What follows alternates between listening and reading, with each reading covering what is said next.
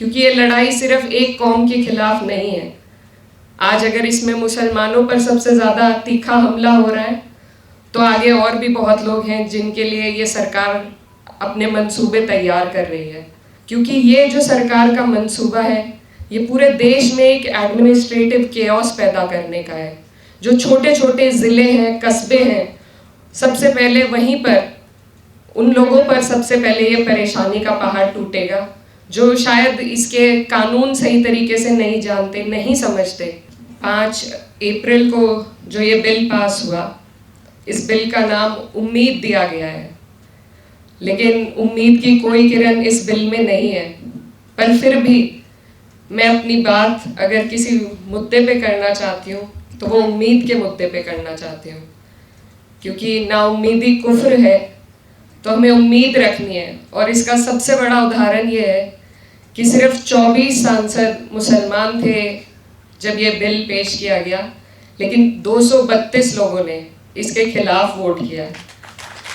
तो ये सबसे बड़ा उम्मीदी का हमारा उदाहरण है। और ये जो हमारा मुल्क है, हमारा देश है, इसमें जब भी ऐसे कोई मामले आए, चाहे सीए एनआरसी हो, चाहे किसान आंदोलन हो, तो उसमें हमेशा अगर कामयाबी हमें हासिल हुई है तो तभी हुई है जब पूरा समाज हमारा एकजुट होकर किसी मामले के खिलाफ लड़ा है। आज जैसा नदीम भाई बता रहे थे, प्रशांत भूषण जी ने कहा कि वक्फ की जानकारी बहुत से लोगों को नहीं है। तो हमारी सबसे पहले कोशिश यही होनी चाहिए कि हम जागरूक करें, इन्फॉर्म करें, एजुकेट करें वक्फ के मुद्दे पर अपने सभी हर तबके के लोगों को। क्योंकि जब तक हम एक दूसरे की ढाल नहीं बनेंगे हम इस सरकार से नहीं लड़ सकते। और साथ ही मैं ये भी कहना चाहती हूँ कि इसमें सबसे बड़ा रोल मुझे नहीं लगता पॉलिटिशियंस का होगा, नेताओं का होगा, पार्टियों का होगा। इसमें सबसे बड़ा रोल सिविल सोसाइटी का हो सकता है।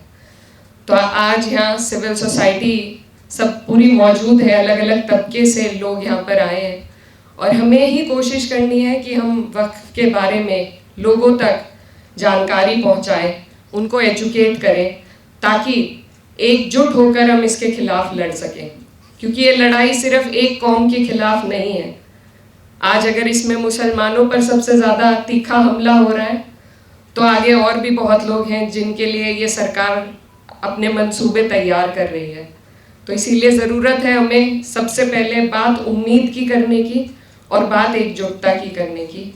तो मेरी आप सब से यही गुजारिश है कि हम लोग संसद में खड़े होकर हम सब ने, यहाँ सभी लोग जो बैठे हैं, सभी ने वक्फ के खिलाफ अपनी बात रखी। हम कामयाब नहीं हो सके क्योंकि हमारे पास नंबर्स नहीं थे, लेकिन ये लड़ाई अभी भी चल रही है, कोर्ट में चल रही है और मुझे उम्मीद है कि हमारा कोर्ट इंसाफ करेगा। अभी फैसला रिजर्व रखा गया है।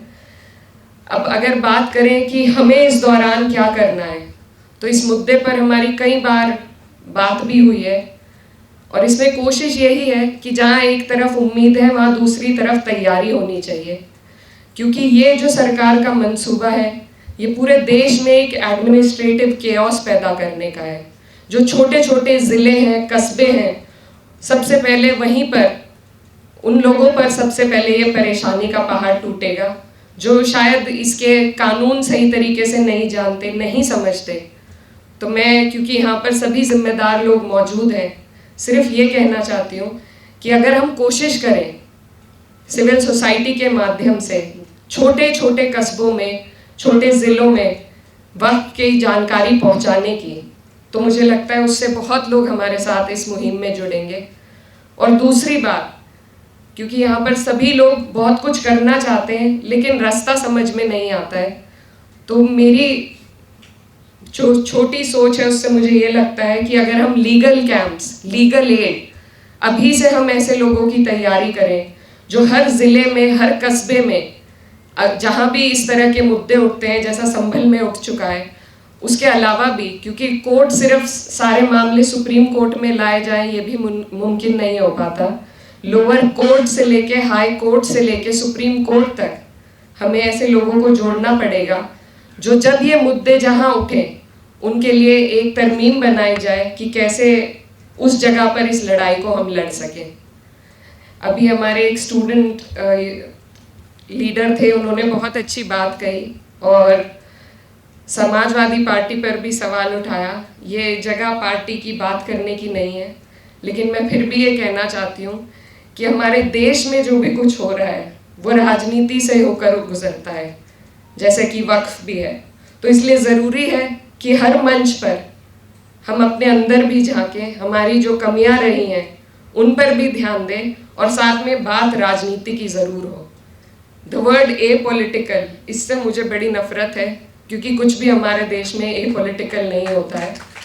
तो बात पॉलिटिक्स की जानी चाहिए और हम जहाँ खड़े हैं हमारी जिम्मेदारी है कि अगर हमारे ऊपर कोई भी अगर वर्ग हो, उस पर कोई संकट आए तो अपनी पार्टी का रुख उस तरफ मोड़ने की जिम्मेदारी हमारी है।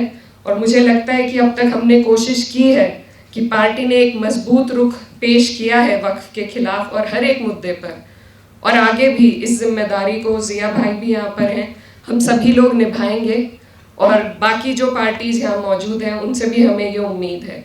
लेकिन जो आने वाले चुनाव हैं, बिहार में एक चुनाव आने वाला है, उसके लिए मैं खास तौर पर कहना चाहती हूँ कि जो धोखा हमें बिहार में मिला है उसको हमें याद रखने की ज़रूरत है और वहाँ पर उसी हिसाब से, किसी पार्टी के लिए मैं वोट नहीं मांगना चाहती, लेकिन उसी हिसाब से अपना जहन खोलकर हमें हर एक पहलू पर ध्यान देने की ज़रूरत है। तो उसमें राजनीति भी आती है, उसमें लीगल एड भी आएगी और उसमें सिविल सोसाइटी का बहुत बड़ा योगदान रहेगा लोगों को एजुकेट करने के लिए, उनको साथ जोड़ने के लिए। ये सरकार जो प्रोपेगेंडा चलाती है ये आइसोलेशन का प्रोपेगेंडा है, एक समाज को बिल्कुल अलग कर दिया है। हम आपस में बैठते नहीं हैं, आपसी मामलों में चर्चा नहीं कर पाते, तो उसको हमें तोड़ना होगा। हमें सबको अपनी परेशानियों से अवगत कराना होगा और उनकी परेशानियों की जानकारी रखकर एक दूसरे की ढाल बनकर एक दूसरे का साथ देना होगा, एक दूसरे के साथ खड़े होना होगा। तभी मुझे लगता है कि इस तरह की कोई भी जंग हम जीत पाएंगे। और साथ ही मैं ये भी कहना चाहती हूँ, अभी हाल फिलहाल में कुछ ऐसे मुल्क हमारे देश में हैं जिनमें क्लियर कट, हमारे यहाँ तो फिर भी डेमोक्रेसी जिंदा है, लेकिन जहाँ पर बिल्कुल तानाशाही थी, जब वहाँ पर तख्ते पलट हो गए, तो यहाँ भी हमें उम्मीद है कि यहाँ पर हमारी जो डेमोक्रेसी है, जिसके सांस रोकने की कोशिश सरकार कर रही है, उसको आप और हम मिलकर मजबूत करेंगे। हमारी जो न्याय प्रणाली है उससे हमें उम्मीद है और उम्मीद को ही जगा कर रखना मुझे लगता है आज के दौर में सबसे ज़्यादा ज़रूरी है। तो बस ज़्यादा वक्त ना लेते हुए आप सभी का शुक्रिया, ख़ास तौर पर APCR और IMCR का, कि उन्होंने ये मंच दिया हमें जिससे हम अपनी बात पहुंचा सकें। और यही कोशिश करनी चाहिए कि ना सिर्फ दिल्ली में बल्कि जो छोटे शहर हैं हमारे, जहाँ सबसे ज़्यादा ज़रूरत है लोगों को इस बारे में एजुकेट करने की, उस पर भी नदीम भाई और सब लोग मिलकर काम करेंगे।